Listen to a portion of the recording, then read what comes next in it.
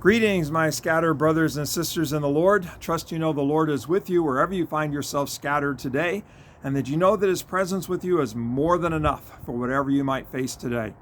We are continuing on with Jesus, Mark chapter 8, and you'll recall that Jesus was in the region of Tyre and Sidon, a Gentile territory, and that the mom came to him begging for Jesus to heal her daughter of the unclean spirit, and Jesus did.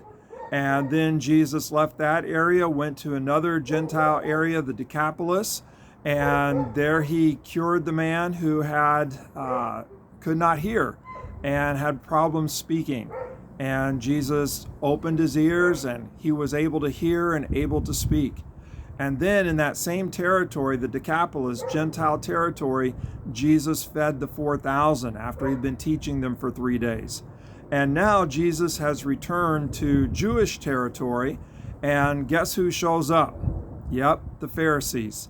And you'll remember that the last time Jesus was in Jewish territory, the Pharisees had come to question him and to test him, and they were complaining to him about his disciples, about how his disciples were eating without ritually purifying themselves first. And it wasn't really an attack on the disciples as much as it was an attack on Jesus. Why was he letting them eat in such a defiled manner? And Jesus challenged them and called them out on their hypocrisy and how they were concerned about outward rituals and human traditions rather than actually obeying God from the heart and doing what God had called them to do. And he pointed out how evil comes from the heart rather than from the things that we might touch or eat. And so Jesus is back in Jewish territory, and the Pharisees, they show up again. And they're ready to question him, argue with him, test him. And so I'll pick it up, Mark chapter 8, and beginning at verse 11. The Pharisees came and began to question Jesus. To test him, they asked him for a sign from heaven. He sighed deeply and said, "Why does this generation ask for a sign? Truly I tell you, no sign will be given to it." Then he left them, got back into the boat, and crossed to the other side of the lake. Wow. They came to argue. They came to test. They wanted a sign from heaven. And what was Jesus' response? He sighed deeply and questioned, why does this generation seek a sign? No sign will be given to it. And he got back in the boat and left. I mean, what a sad episode in the life and ministry of Jesus. And where Jesus is just sighing deeply over the Pharisees and their refusal to believe, their refusal to acknowledge who he is, and they think they can test him and that he's got to answer to them.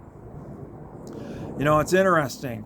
They're asking for a sign, and yet they've seen Jesus forgive.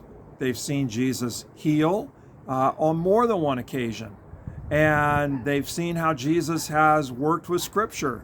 And they've seen how Jesus has gone beyond and brought life to Gentiles as well.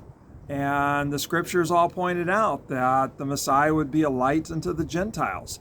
And Jesus is fulfilling the promise to Abraham, being a blessing to the Gentiles. And so here, they want a sign, and they're testing Jesus, but they're not recognizing the signs that Jesus has already performed. They're not recognizing the signs that have already been given to them. They're kind of refusing to recognize, because if they recognize, then they'd have to bow down. Then they'd have to recognize Jesus has authority over them. And they don't want to give up their authority. They want Jesus to answer to them.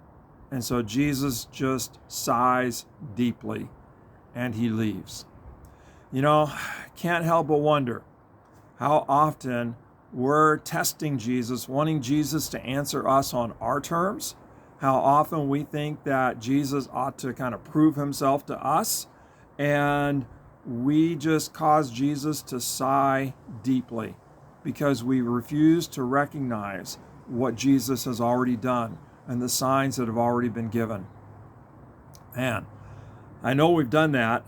I hope we don't do that often, cause Jesus to sigh deeply over our refusal to believe, our refusal to humble ourselves before him and recognize his authority.